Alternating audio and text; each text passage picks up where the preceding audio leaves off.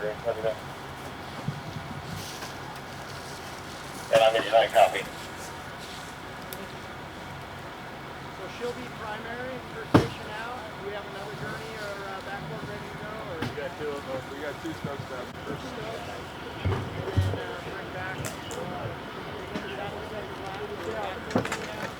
And then bring back. Yeah, you want me to flex? Okay. I think my good side does. It's not the face, it's the back.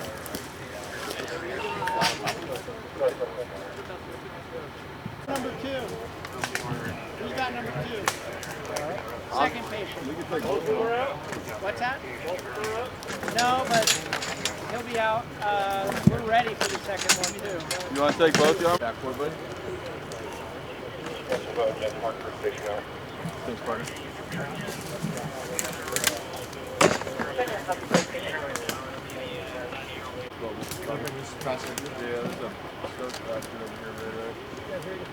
Yeah. Watch all your footing, bucket trip hazards. Cross your arm. We'll help you guys get her out and then yeah, take over. It sounds like just the just her left shoulder. Okay. I'll get the iPad and make Thanks, Tom. We're going to ambulance 9. Yeah. Hey, Chris, here's your other stokes for the second patient. Copy that. Is that the person that's out? Yeah, he's already out. We'll use the stokes to carry to the gurney. Okay. The other guy's ambulatory. He's right here. He's extricated. He's refusing, but we'll get him checked out over there. I'm dropping the stokes. Oh, they actually called him from down here. What's your name? We got you. What's your name? What's that? Yeah, just be careful because it is kind of wobbly. All right, boys. So we'll just stand out of the way. It's okay. All right. Lighting, saws off, cutters. You got it.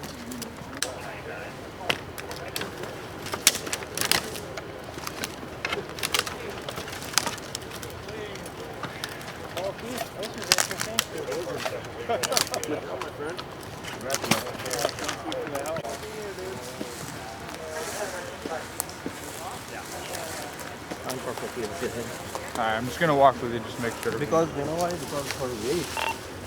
Engine. Yeah. How you doing, buddy? Copy that. Oh, just do a quick close on the wall. I think we got it. Yeah, I handed it to Dietrich.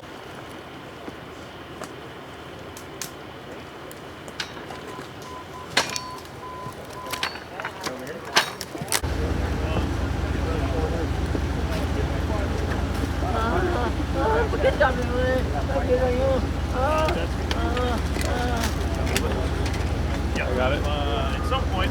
You gotta raise it. Yep. You're good. Who's in the back? Yeah, we'll just ready? 3, 2, 1. Here we're going. Probably,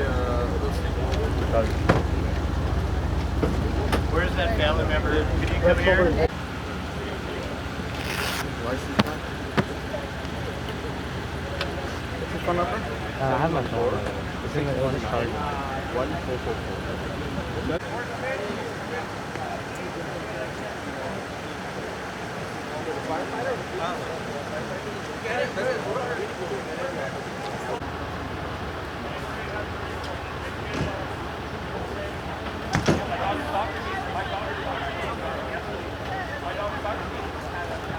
Chief, spell your first and your last name, sir. Tim Adams, TIM, ADAMS. Sir, location where we're at, walk me through this. I mean, kind of a difficult situation for you guys. Yeah, Anaheim Fire and Rescue this evening responded to a reported traffic accident, what we call a heavy rescue, with victims trapped. We arrived on scene here in Anaheim Hills off the Moeller Loop. We found one vehicle approximately 45 to 60 feet over the side, resting on the driver's side of the vehicle. We had 2 engines, 2 truck companies, and myself with 2 ground ambulances on scene to assist with the extrication, patient care, and transport of one of those victims.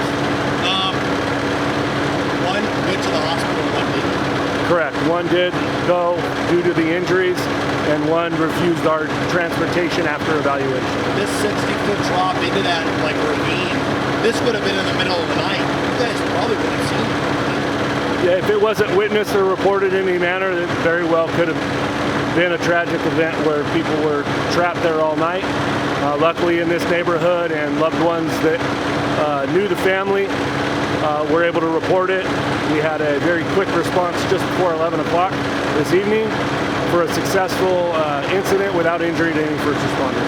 Chief, how difficult? There was a lot of wooded, it's kind of a wooded area in there. You had to stabilize the vehicle. Talk kind of about that real quick.